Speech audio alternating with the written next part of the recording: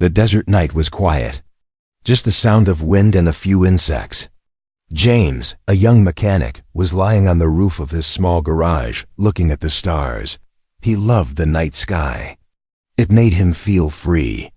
But tonight, something strange happened.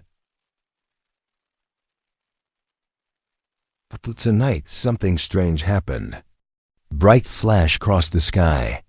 At first, James thought it was a shooting star, but then it grew bigger and brighter. It was falling fast, too fast. Boom. A loud explosion shook the ground. Dust and fire lit up the night. Something had crashed in the desert, not far from his garage. James jumped up. He grabbed his flashlight, tools, and a small first aid box. Whatever had fallen, it could be dangerous, or maybe someone was hurt. He ran into the dark desert, following the smoke and fire. After 20 minutes, he reached the crash site. His eyes widened. It was not a plane. It was not from Earth. A silver, glowing spaceship, half buried in sand, lay in front of him. Its surface was cracked. Steam hissed from broken parts. Lights blinked in alien patterns. James couldn't believe it. This was real. A real alien ship. Carefully, he stepped closer. One of the side doors was open. Smoke poured out. Inside, he heard something move. James took a deep breath and climbed inside. There, lying on the floor, was a girl. Not just any girl, an alien, but she looked almost human. Pale skin, glowing blue eyes, long silver hair. Her clothes were strange and futuristic. She was injured, bleeding from her arm and leg. She looked at James with fear, but also pain. "Help. Please," she said weakly. Her voice had a strange accent, but he could understand her. James nodded. "Don't worry. I'll help you." He quickly used his first aid kit. He cleaned her wounds and wrapped her arm. She winced but didn't fight. She looked young, maybe his age, 18 or 19. She seemed scared and confused. "My name is James," he said. "You're safe now." "I am, Lyra," she whispered. "I crashed." "I ran away. From who?" James asked.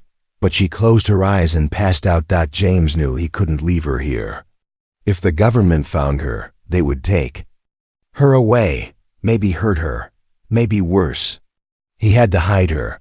With effort, he lifted her up and carried her back to his garage. It was hard, but he managed. He laid her on a bed in his workshop. Then he went back to cover the crash site. He threw sand over the ship to hide it, at least for now. For the next few days, Lyra stayed in his garage. James took care of her, gave her food, and helped her heal. Slowly she began to trust him. She told him small things. Her ship was from another galaxy. She had run away from her home planet. But she didn't say why. James didn't push her. He just listened. He started fixing her ship in secret, using parts from old machines. He didn't know much about alien tech, but he was smart. He figured out how to power up the system. Every day, Lyra looked stronger. She smiled more. James liked her. She wasn't just beautiful, she was kind and brave. One evening, while she slept, James got curious. He entered the ship to check something. Maybe he could speed up the repair. He touched the screen. It turned on. Strange alien words flashed. But some were in English auto translated. Suddenly, a warning came on the screen. Danger. Royal blood detected. Do not interfere. James froze. Royal blood? He whispered. She's a princess? The screen showed more. Subject, Lyra Val-Zar, daughter of Supreme Warlord Zarnak, ruler of the Zyrak Galaxy. Status, missing. High alert. James felt cold. He stepped back. This girl was not just any alien. She was the daughter of a powerful alien king, and she had run away. Why? Was she in danger?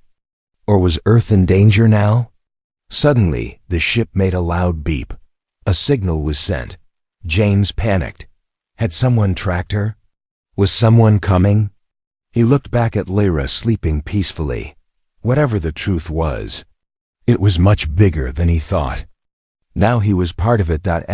James couldn't sleep. The warning on the ship's screen kept playing in his head. Danger, royal blood detected. Lyra Valzar, daughter of Supreme Warlord Zarnak. A princess. A real alien princess was sleeping. In his garage, he stared at her from the doorway, confused and scared. She looked peaceful, so human. But her bloodline had just made his entire planet a target. What if her father came looking? What if Earth became a battlefield?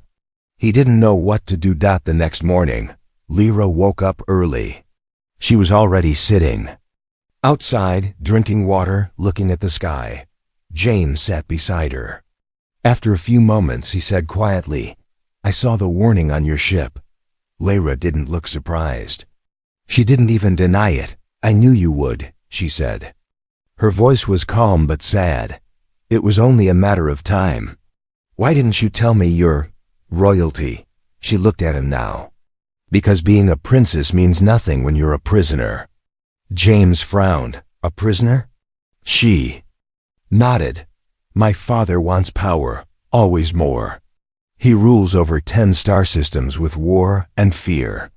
He wanted to use me to gain more by marrying me off to one of his generals. A monster. A killer." Her hands were shaking slightly. "I said no. So I ran away." James didn't know what to say. Part of him wanted to ask more. Part of him just wanted to protect her. "But if he finds you," he began. "He will find me," she said, interrupting. "He never lets anything go. Especially not his property." There was silence between them. Then the sky changed. A deep blue crack opened in the clouds like a wound in the air. A swirling energy vortex appeared above the desert. It was huge and loud. Wind blasted around them. James covered his face. A voice echoed from the sky, deep, cold, full of rage. "Lyra Valzar, return to your blood. You have dishonored the House of Zarnak." Lyra stood up. Her face turned pale. James grabbed her hand. "We have to run." But before they could move, beams of light shot down from the vortex. Figures appeared, tall, armored aliens, glowing with strange energy. Zyrak. Soldiers. James pulled out a wrench. It was stupid, but it was all he had. Lyra stepped in front of him. "No," she said softly. "They won't hurt you, not yet." One of the soldiers raised a device. "By royal order, the runaway is to be taken, and the human processed." James stepped forward. "She's not going anywhere unless she wants to." The soldier didn't respond. Instead, he pressed a button. A sharp wave of energy hit James. His body went numb. He collapsed to the ground, unable to move. Lyra screamed, trying to reach him, but 2 soldiers grabbed her. The last thing James saw before blacking out was Lyra's tear-filled eyes looking back at him, and her voice yelling, "James, don't let them change you." James woke up to cold metal under his back. The sky was gone. The desert was gone. Everything was gray and steel. He was in a cell, or maybe a cage. Suddenly, a robotic voice echoed in his ears. "Welcome to Zyrak Military Boot Camp. Species, human. Rank, disposable." A metal door opened. 2 robots entered, holding weapons. One said, "Stand up. Training begins now. Survive or die." James stared at them, confused. "Training? For what?" The robots smiled in a twisted way. "For war. You've been gifted to the Galactic Army by Lord Zarnak himself, as punishment for touching his daughter." James's blood ran cold. From falling for an alien girl to being forced into an alien war. He had no idea how he would survive. But one thing was clear. He had to get out, and he had to find Lyra. Silence. Then, pain. James gasped as cold water splashed across his face. He opened his eyes. The light was too bright. The floor beneath him was metal. The air smelled like burning wires and blood. He wasn't on Earth anymore. He was inside. Giant alien facility, dark walls, strange machines, flickering lights. His arms were chained to the floor. His head throbbed. Where am I? He whispered. A deep voice answered, robotic and cruel. Welcome to Unit 6X, Zyrak Military Boot Camp. James looked up. In front of him stood a huge armored Alien 7. Feet tall, skin like steel, eyes glowing red. I'm your instructor, the alien said. You're human, weak, soft. You won't last a week. James tried to stand but fell. His legs felt broken. I didn't ask to be here, James said. Breathing hard. Let me go, the alien laughed. You touched the princess. Now you serve the army. It's tradition. Behind the alien, a screen showed a message. Human subject. James, status, training for combat. Mission, survive or die. Suddenly, the walls shifted. The chains unlocked. Training begins now, the alien said. If you fall, you die. Without warning, the floor opened beneath James. He fell into total darkness. He hit the ground hard. Lights turned on. James looked around. He was in a metal arena. At the far end, something moved, a creature, huge, 4 arms. Teeth like knives. A voice echoed through the speakers. Test 1. Fight or be eaten. James stood up slowly. No weapons, no armor. Just his mind, the alien. Beast charged. James ran. He dodged behind a pillar, grabbed a broken pipe from the ground. The creature roared and smashed the pillar. James rolled, stabbed the pipe into the beast's leg. It screamed, giving him a second to climb a ledge. He saw electric wires above, sparking. Without thinking, he jumped, ripped one down, and threw it at the creature. It shot the beast. It collapsed. James was breathing hard. He had won. Barely. Later, he sat in a cell bleeding, shaking, tired, but alive. Other aliens watched him through the bars. Some laughed. Some looked surprised that no human had ever lasted 1 day in this camp. But James had. Days passed. More tests. More pain, more fights. James learned fast. He wasn't strong, but he was smart. He made traps, used tools, watched how the other aliens fought. He built his own weapons out of scraps, blades, slingshots, even a mini shock bomb. Some aliens began to respect him. Others hated him more, but James didn't care. He had one goal, find Lyra. One night, while cleaning his wounds, he heard voices outside his cell. 2 alien officers were talking. The princess is back in the palace, locked down. Her wedding is in 3 weeks. To General Vork? Yes, the king wants the human far away before then. That's why he's here, a punishment. James felt like the air had left his lungs. Lyra was alive, but trapped, and being forced into marriage. He clenched his fists. He had to escape. 2 more weeks passed. Then came the final test. James stood in the center of a large pit. Above him, alien commanders watched, including the same one who trained him. In this test, the commander growled, you fight your own kind. A metal door opened. Another human stepped out, taller, older, with a cold look in his eyes. James was confused. Who are you? The man didn't answer. He charged. They fought hard, fists, kicks, blood. But James didn't want to kill. He dodged, disarmed, and finally trapped the man under a broken gate. The alien commanders were impressed. The lead officer stood and said, you pass. You are no longer disposable.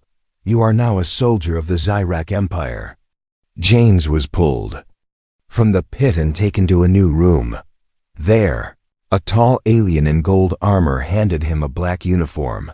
You are now part of the Royal Guard, he said. James stared at the armor. Cold, heavy, powerful. It came with access to the palace. To Lyra. Took the uniform slowly, and for the first time, he smiled. The king had made a mistake.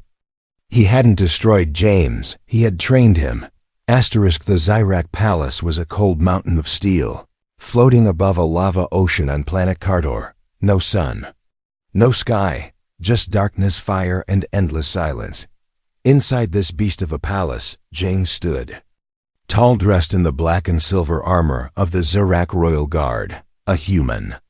Among monsters. But he wasn't afraid anymore. Every step James took echoed across the metallic floors. Alien guards watched him with curiosity and disgust. "Look at him," one whispered. "A human in our armor?" Another laughed. "Let's see how long he lasts." James ignored them. He had survived their boot camp. He had outsmarted their beasts. He had faced death a dozen times. He wasn't just surviving anymore. He was planning. Every hallway he walked, every door he passed, every guard shift he noticed, he remembered. Mapped it in his mind. He knew Lyra was here, somewhere in this prison they called a palace, and he was going to find her. One evening, James was summoned. A loud horn echoed. Guards gathered in the central arena, massive and circular, with walls that reached the stars. The king's voice thundered through the speakers. "Let us welcome our newest royal guard, the human who thinks he is strong enough to stand beside my warriors." The audience booed. Some laughed. Others watched with cold silence. Then the gates opened. A giant creature stepped out, half machine, half beast, 12 feet tall, eyes glowing like fire. Its breath melted the floor beneath it. "Fight!" the king said. "Show us why you deserve that armor." James didn't move. He was armed with only a small plasma blade. The monster roared and charged like a tank. James ran, but not away. He ran toward the walls, up the broken pillars. He climbed with speed, jumped from ledges, stayed out of reach. The creature chased, but got slower. James dropped down behind it, stabbed at its weak leg. Sparks flew. The audience gasped. The creature turned, furious. It smashed everything around. James grabbed a chain from the wall, swung it like a whip. It wrapped around the creature's neck. He pulled with all his strength. The creature fell, choking, struggling, then collapsed with a heavy thud. Silence. Then a single clap. It was not the king. It was General Vork. The alien Lyra was being forced to marry. Vork stood, tall and armored, smiling in a way that felt like poison. "Well done, human," he said. "You might live longer than we expected." James said nothing, but his fists clenched tight. He now had a name. A face. The man who would marry Lyra, the one who kept her locked away, and he was standing right in front of him. That night, in Oud in Fig, his quarters, James accessed a control panel he had secretly hacked. He typed quickly, sweating. He broke through the palace's security system. He pulled up camera 9A, East Tower. There she was. Lyra, locked in a glass room. Dressed in ceremonial robes, her face looked tired. Her eyes looked empty. James stared for a long time. "I'm coming," he whispered, but he wasn't alone. A shadow moved outside his door.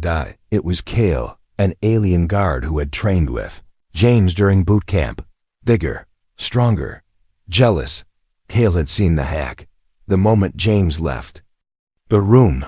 Kale entered and replayed the footage. He saw James spying on the princess. His eyes narrowed. He smiled cruelly. "Let's see what the king thinks of this." James had no idea. He was walking to the armory, planning his next move, thinking about escape routes, guard patterns, hidden tunnels. But the trap was already set. And in just one day, everything would fall apart. The palace never slept. It only watched. Cameras in every wall. Guards on every level. Sensors in every breath of air. But even the most powerful prison has blind spots. And James had found one. It was an old tunnel, forgotten, dusty, carved beneath the royal palace back when the Zyrak throne was young.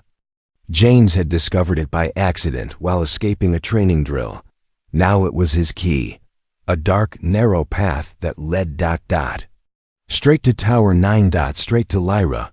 Inside her glass room, Lyra stood by the window, staring into the endless black sky. Of Carter, her heart felt like ice. In 3 days, she would be forced to marry General Vork, the same man her father once called the Hand of Death. The wedding would unite 2 galactic warlords, and she would become a trophy. She pressed her hand against the cold glass. Double quotes James. Please don't forget me. Then behind her a whisper. Forget you? Not possible. She turned. He was there. James, standing in her room, armor dusty, eyes wild with hope. James? She breathed. He ran to her, and for a moment, they just held each other. No words, no questions, just silence and heartbeat. How did you? She started. He pulled out a small device. A little hacking. A little crawling through alien garbage tunnels. She laughed softly. For the first time in weeks, she felt alive. But then her face turned serious. If they catch you here, they'll kill you, or worse. I know, James said. That's why we don't get caught. They sat on the floor, speaking in whispers. James showed her maps, guard routes, shift changes. All the information he had stolen from the palace systems. He had a plan. Use the old tunnel at midnight. Sneak into the ship bay. Steal a jump cruiser. Escape through the lava cloud corridor during atmospheric shift. Only a 5-minute window. It was crazy. It was almost impossible. But it was hope. And for them, that was enough. Meanwhile, not far away. Kale, the jealous alien guard, stood before King Zarnak. He knelt, armor gleaming. I bring news, he said. The human. He's been meeting with the princes, in secret. The king's eyes burned with fury. How do you know? Kale showed him the footage. James entering the tower. Lyra hugging him. The maps, the whispering. Zarnak stood slowly. His voice was cold as stone. Let them play their little escape game. When they run, we will follow. And when the human sees what I do to those he loves, he will break. Back in the tower, Lyra looked at James. Why are you doing this? She asked softly. You could have gone home. You could be free. James looked into her eyes. Because when I met you, I stopped feeling lost. And if I can help you feel the same, then I've already won. A tear slipped from her eye. Not of sadness, but of love, she nodded. We escape tomorrow. But neither of them knew. They were already being hunted. Midnight. The palace was quiet, but not asleep. In the shadows below Tower 9, a hidden panel in the floor clicked open. Dust rose. A hand reached out. James. He climbed out of the tunnel, face covered in sweat, holding a stolen keycard. Behind him, Lyra followed, her royal dress now replaced by combat gear James had stitched together from guard uniforms. She had never looked more like a queen, not one born to rule, but one fighting for freedom. Are you sure this will work? Lyra whispered. James gave a tight smile. It has to. They moved fast, silent and precise. Every turn, every hallway had been planned. They used maintenance shafts, dark corners, and broken doorways. The palace was so massive that no one noticed 2 shadows moving through it. They passed the Great Hall, the throne room, and the war archive, where Zarak's most brutal victories were carved in black crystal. Lyra stopped for just a second to look. This is the world my father built, she said softly. Fear, blood, control. James took her hand. Let's burn it down. They reached the hangar bay, a giant steel chamber where dozens of warships rested. Guards patrolled above and below, but James knew the route. Third ship on the left, he whispered. Code is already in the drive.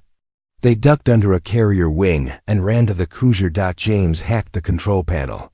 Beep, beep, green light. The door slid open. They climbed inside. For a second, they breathed. Freedom was only seconds away, but then the lights turned red. Sirens screamed.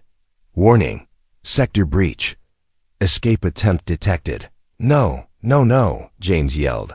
Lyra spun around. They knew. From all directions, guards stormed the hangar. James slammed the launch button. The engine roared to life. "We still have time," he shouted. A blast hit the side of the cruiser. It shook violently. Sparks flew. James looked through the window, and his blood ran cold. "General." Vork stepped into the hangar. He wasn't angry. He was smiling. "Such passion," Vork said, voice echoing. "Such effort. And for what?" "A runaway girl and a garbage-born human." James stepped forward, aiming the plasma cannon. Vork didn't flinch. "Shoot me," he said. "But the moment you do, 20 plasma turrets will rip this ship apart." Lyra shouted from the cockpit. "We're surrounded."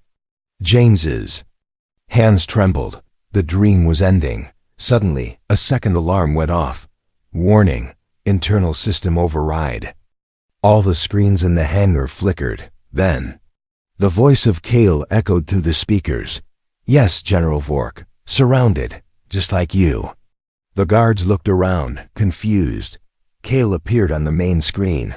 "I never liked the human," he said, "but I like you even less. Vork, you cheated in the trials. You stole your rank. You don't deserve to rule."